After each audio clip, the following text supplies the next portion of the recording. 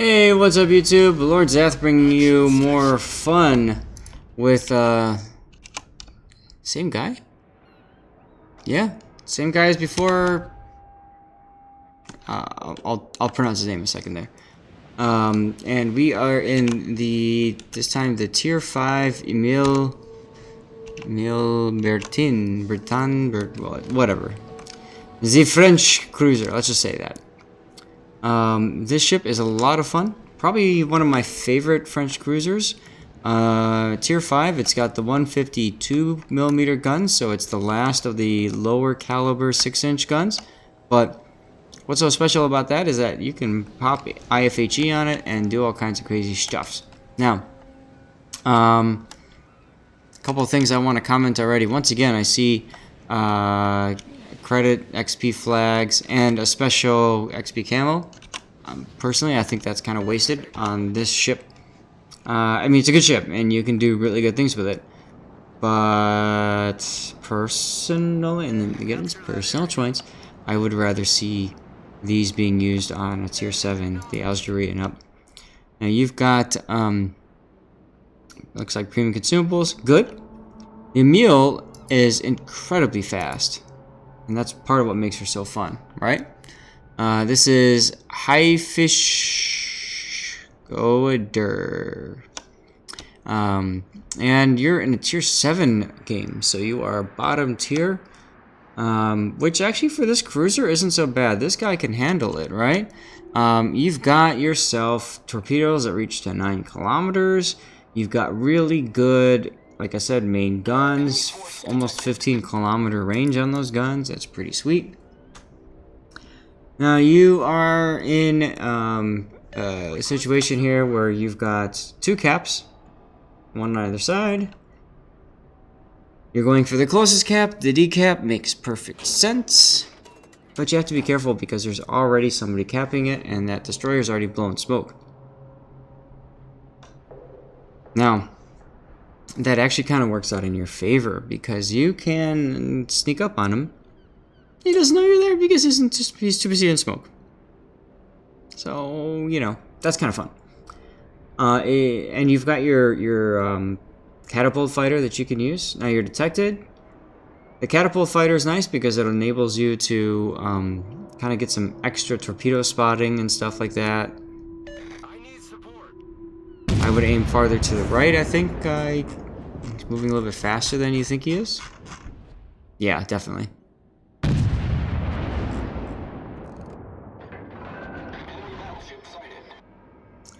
Okay, there's a Nicholas over there. Now the question is that his smoke or our...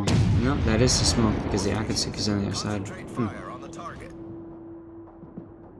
Too far behind.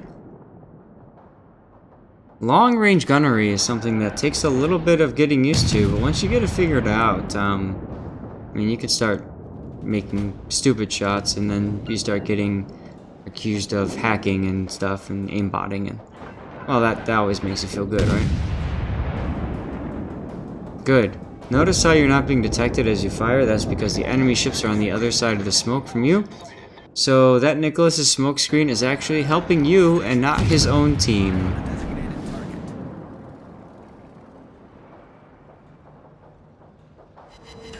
This is a pretty good position you find yourself in here. You're not able to be shot at by most of the enemy team. Maybe the Congo, Julio, not so much yet. Gresh Bay can shoot you if you wanted to. Cleveland obviously is shooting you, and I would be focusing that Cleveland until he dies. I think there's no reason to be shooting this guy. I'd be focusing... Yeah, there you go. You need to get him off the board as quickly as possible. This guy's got really good guns. He's on fire now. He's probably dead, yeah. And, you know, he's got the ability to do really dirty things to you. Speaking of dirty things, here comes the Giulio Cesare. This guy can do a lot of dirty things.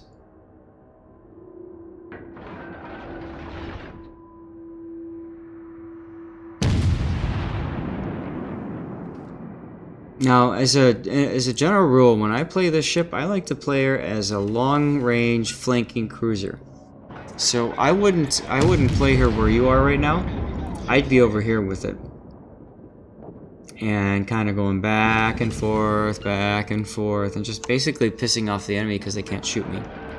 Her greatest asset is her speed, and right now you're not able to utilize that asset. Also, zoom in more.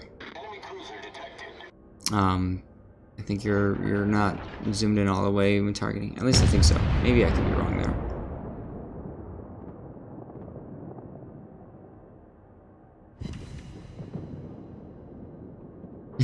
I like that Congo's name, Pest Control. That's cute. So it pretty much looks like this flank is open. So at this point, charge into decap and help get some XP points for capping. That's at least what I would do.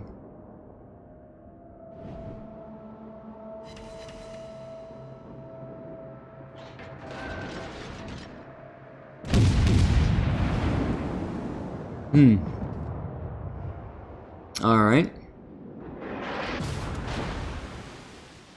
Not a problem. You managed to bounce all that stuff.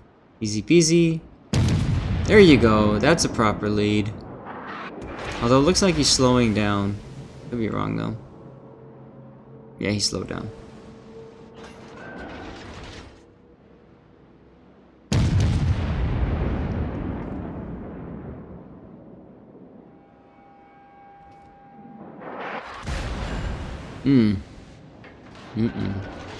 Gotta be careful with that Graf Spee. His AP is really good. He is a cruiser killer. Cannot afford to show side to him. But then again, you can't afford to show Congo. I think he got a little bit overextended here. And you can see what happened. He just took some hits probably from the Congo there. Now you're turning to face them, but now the Graf Spee's got broadside shots on you. Yeah, this is oh yeah.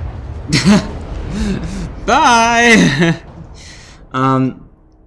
So yeah, you got in way too deep there.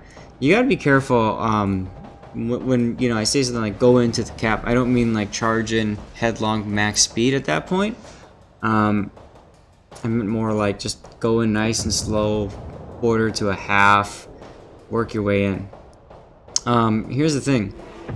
You wanted to use your speed, you wanted to do some what we call evasion taking and stuff, but in order to do that, you really need to be at maximum range so that you can dodge shells. The closer you get to the enemy, look how close you were to these guys, the closer you get to the enemy, the harder it's going to be to dodge their shells, because there's just not enough time to react. So keep that in mind. I'm going to fast forward the battle a little bit here.